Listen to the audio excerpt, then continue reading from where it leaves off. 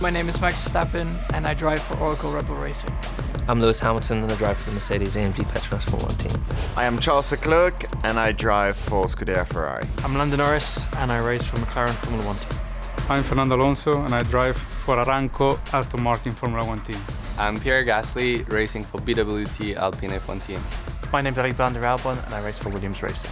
My name is Yuki Tsunoda, racing with Visa Cash App RB Formula 1 team.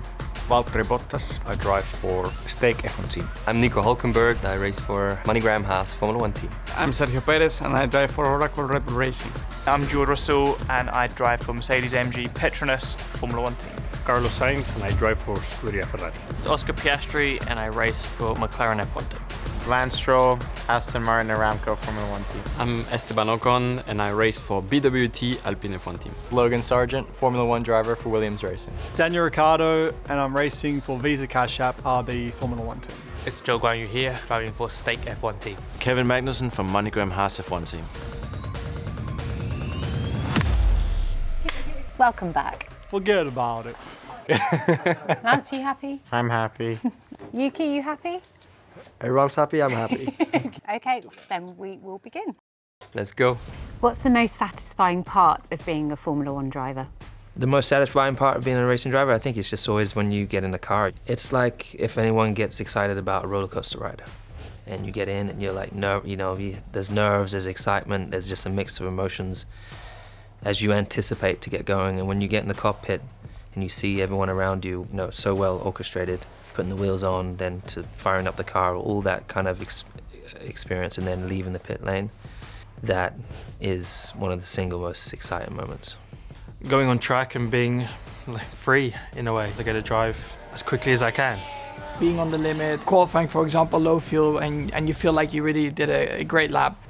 The acceleration, the downforce, the grip, nothing compares to F1.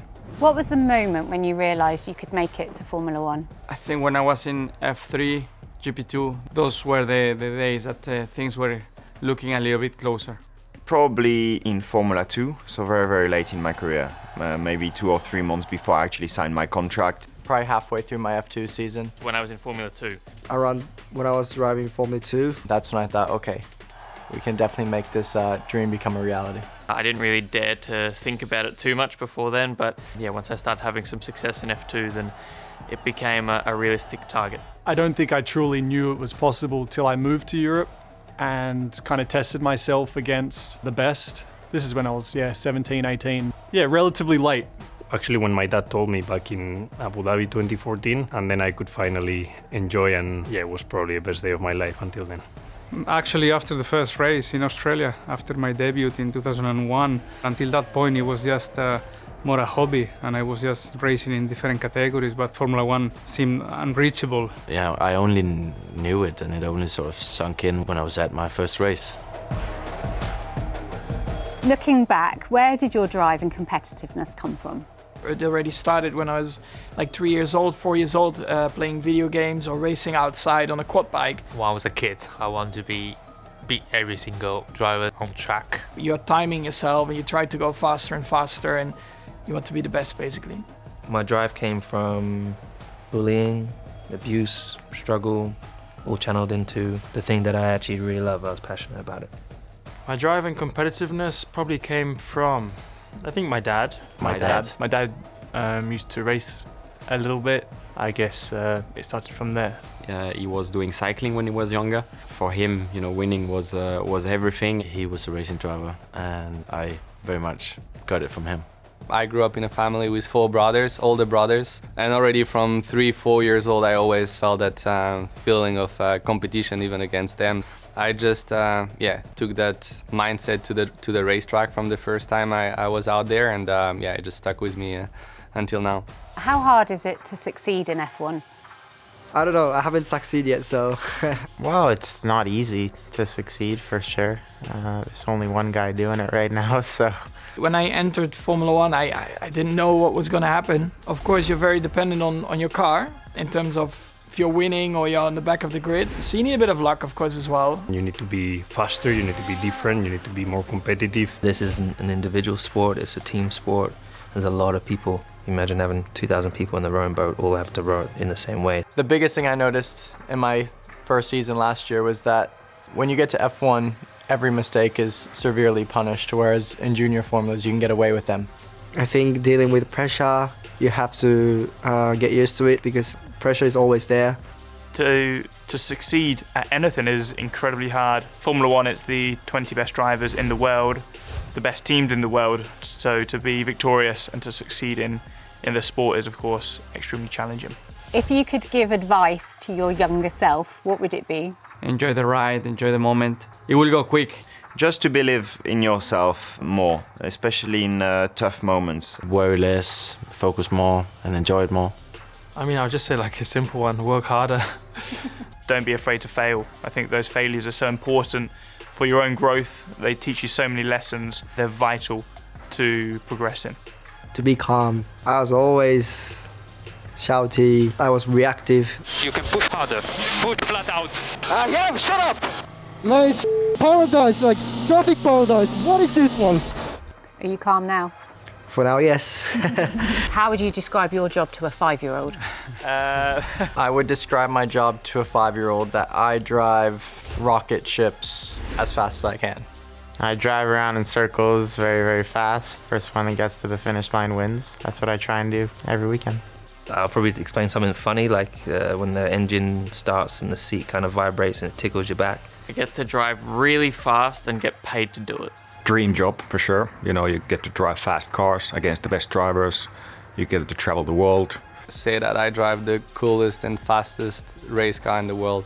Like when you drive to school, that's what we do, but very, very fast. I would probably talk about the suits. We look maybe a little bit like superheroes.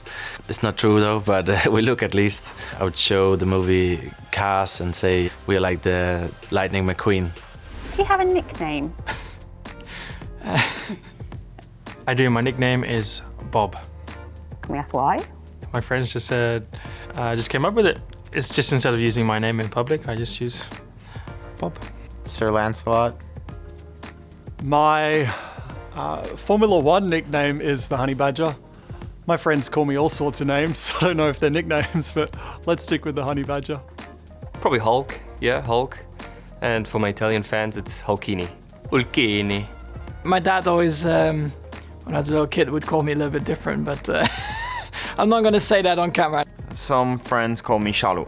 In F1, smooth operator, my friends call me Chili. Smooth operator. Smooth operator. My nickname is Checo. When I first moved to Europe, I had the nickname Bruce, as I'm sure pretty much every Australian does going to Europe, but I haven't been called that for years now. My nickname is Albano. Why is that? When I was 14, 15, when I was racing, I used to have my blood type next to my suit. So it would always be Alex Albon and then O+, and then Albano was the creation. Oh, cool. Yeah. Pedrolito from my brothers, and we'll stop here. No other nicknames? Not that I can remember right now. Okay. So imagine you have a very rare day off from Formula One. What does your ideal day look like? My ideal day off work would be surfing. No calls, no text messages, basically no phone. Just really off, like nothing to do with racing. My ideal day off would be doing absolutely nothing. Sleep long. I do like my sleep. Sleep till about 11 a.m., if not later. I wake up in the morning, normally do a couple hours of sport. Then start the day with a coffee. About 8 coffees. Nice coffee, nice breakfast. So brunch together with my partner Tiffany. Probably just lounge around on the couch, play on my simulator, play video games. That's probably it. I love a day on the sofa. Go and play some golf. Then would do a scenic training session on a bike, and then finish the day off with some good food and a sauna. Go to some outside restaurant, meet some friends, open a bottle of rosé, and have a boozy lunch, and just take it from there. 2 hours of piano, an hour and a half of paddle, lunch with my family, then sleeping an hour after lunch. I'm always tired after lunch, so I need my sleep. And then Maybe if we can have like a car truck close to it, take 3-4 cars and go and have fun with my brothers, and then a dinner with friends, and then a big party. Dinner is very important, you know. I'm always thinking about like what I'm having for dinner. You know, first thing when I wake up in the morning, that's like probably my most exciting part of the day. Yeah, dinner is really good. I hear you. I'm with you. I love dinner. I really want dinner right now. What scares you? Anything? Tarantulas. Spiders. Crocodiles scare me. Snakes. I do not like snakes or great white sharks. I mean, sharks are pretty scary. I feel like someone's going to give a really philosophical answer. Everyone's going to go, you know. I think what scares me most is not living up to my full potential. To not have fun, probably. Yeah. I like that. When I'm not in control. Flying. Well, I'm not a great flyer, which is a problem being a Formula 1 driver. We fly every week, basically, or every 2 or 3 days. There's still not the best moment of the day. Sometimes turbulence in an airplane raises my heart rate quite a bit. Heights, death, insects and animals and that stuff. Being a passenger, driving on the roads. Quite a few things scare me. What's your most used emoji? Most used emoji. I like the emoji stuff. I think that one. I don't know if I do it too well, but that's the one. I think the one with the like almost like laughing, crying. Crying while laughing? You know which one? Yeah. Definitely the laughing face. That one goes at the end of most messages. The laughing one. There's a chili emoji too. The Spanish flag one I like. Yeah, and the kisses one, or any of those. Probably the thumbs up emoji. It's probably the okay sign. So it's quite a simple one. You can answer to every single individuals. Either the smiley face back like reversed or the chef kiss. The one that blows kisses, yeah. Probably like the pound fist or the heart. I fire a lot of hearts. It's good energy. Probably like the love heart or something. Oh, Yeah, it's cute, huh? that's really cute. I use a lot of love hearts, just the standard red love heart. I'm a loving person. Probably a heart when texting with my girlfriend. Oh. It's probably the heart emoji. Texting with my wife, I have to use those, otherwise she gets, I don't know. Probably the heart. How do you say, like, you know, the thing? The dribble. Dribbling, yeah, that one. With eating. Yeah. Okay. Mm-hmm. I can see that. I like this one. You know, I like the 100 one and the emoji. Thank you. You're welcome. Sorry to put you through that. No, not at all. Don't be daft.